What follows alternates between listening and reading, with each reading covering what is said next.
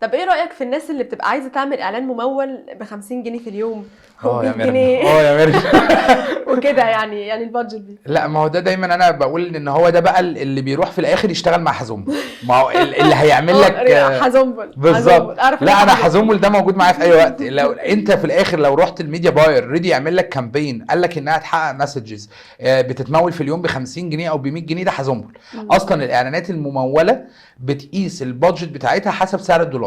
انا بقى في مصر بدفع بالجنيه، في الامارات بدفع بالدرهم، في السعوديه بدفع بالريال. في الاخر الفلوس دي كلها بتترجم لدولار. طيب يعني نقدر نقول ان ايه الميزانية المناسبة ان انا اعمل بيها اعلان ممول؟ بصي، هو مفيش ميزانيه مناسبه لكل انواع البيزنس، هي بتختلف حسب كل نوع بيزنس. يعني مثلا ممكن يجي كلاينت عنده حد بيبيع لوكال براند، مثلا بيبيع تي شيرت كاجوال سعرها بسيط، حاجه لوكال شويه وبنبيعها لكل الناس، فانا ممكن اعمل سبونسر ادز من اول $5 في اليوم.